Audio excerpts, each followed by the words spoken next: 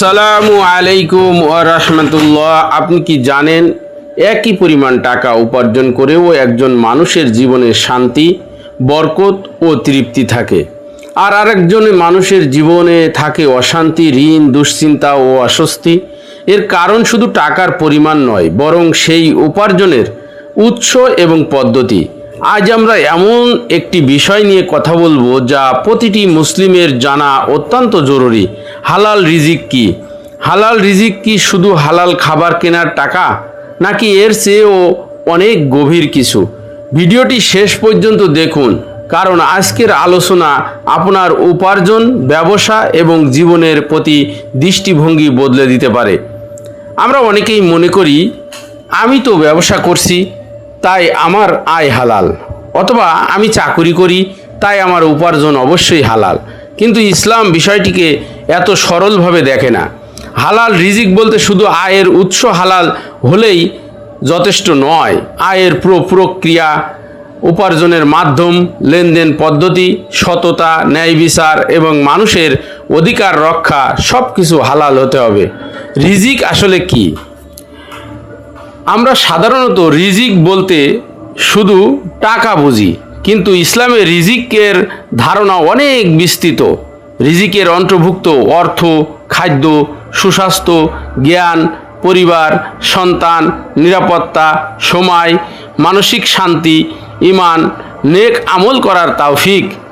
অনেক মানুষের প্রচুর টাকা আছে কিন্তু শান্তি নেই, আবার অনেকের আয় কম কিন্তু পরিবারে ভালোবাসা, সুস্থতা এবং প্রশান্তি আছে।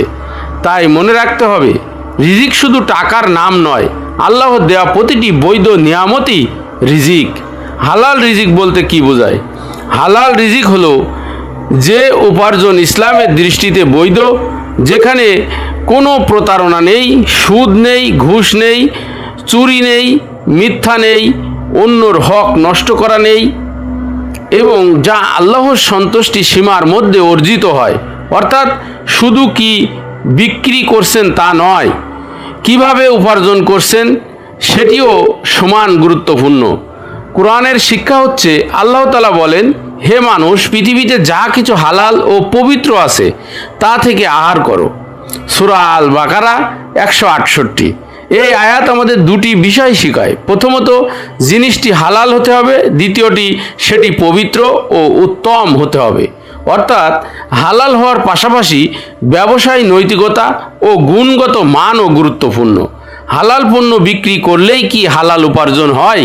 এখানে অনেক মানুষ ভুল করেন। ধরুন আপনি মধু বিক্রি করছেন, মধু হালাল, কিন্তু যদি ভেজাল মিশিয়ে বিক্রি করেন, ওজনে কম দেন, মিথ্যা দাবি করেন, গ্রাহককে প্রতারণা করেন, তাহলে সেই আয় আর হালাল থাকবে না।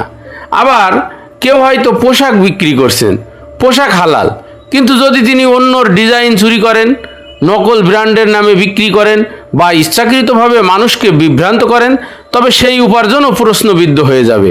হালাল ব্যবসা মানে শুধু হালাল পণ্য নয়, হালাল আচরণও। হালাল রিজিকের বৈশিষ্ট্য। একজন মুসলিমের উপার্জনের 5টি বৈশিষ্ট্য থাকা উচিত। 1 নম্বর হচ্ছে সততা, মিথ্যা নয়, যা আছে তাই বলুন। আমানতদারিতা, গ্রাহকের বিশ্বাস রক্ষা করুন। ন্যায় বিচার, কাউকে ঠকিয়ে লাভ করবেন না। স্বচ্ছতা, দাম, গুণগত মান ও শর্ত পরিষ্কারভাবে জানিয়ে দিন। মানুষের উপকার, আপনার পণ্য বা সেবা মানুষের বাস্তব সমস্যার সমাধান করছে কিনা এটি বিবেচনা করুন। হারাম উপার্জনের পরিণতি। হারাম উপার্জন হয়তো কিছু সময়ের জন্য বেশি লাভ এনে দিতে পারে, কিন্তু ইসলামের শিক্ষা হলো হারাম সম্পদে বরকত থাকে না। এই ধরনের আয় মানুষের অন্তরে অশান্তি, সম্পর্কের অবনতি এবং আখিরাতে জবাবদিহিতার কারণ হতে পারে। তাই একজন মুসলিমের লক্ষ্য শুধু বেশি আয় নয়, বরং বরকতময় আয়। হালাল রিজিকের বরকত কেন আসে? হালাল রিজিকে বরকত কেন আসে? বরকত মানে শুধু সংখ্যা বৃদ্ধি নয়, বরকত মানে কম আয়েও প্রয়োজন মিটে যাওয়া, পরিবারে শান্তি থাকা, অপ্রয়োজনীয় ক্ষতি থেকে রক্ষা পাওয়া, মানুষের ভালোবাসা অর্জন করা, আল্লাহর সন্তুষ্টি লাভ করা। অনেক সময় কম আয়ের মানুষও অনেক সুখী হন, কারণ আল্লাহ তাদের উপার্জনে বরকত দেন। নিজের উপার্জন কিভাবে যাচাই করবেন? নিজেকে 5টি প্রশ্ন করুন। আমার আয়ের উৎস কি শরিয়াত সম্মত? আমি কি কাউকে প্রতারণা করছি? আমি কি মিথ্যা প্রচারণা করছি? আমি কি মানুষের অধিকার নষ্ট করছি? আমি কি চাই কিয়ামতের দিন এই উপার্জনের ব্যাপারে আল্লাহর সামনে দাঁড়াতে? যদি এই প্রশ্নগুলোর উত্তর স্বস্তির সঙ্গে দিতে পারেন তাহলে আপনি সঠিক পথে আছেন ইনশাআল্লাহ। আজ থেকেই এই 5টি কাজ শুরু করুন।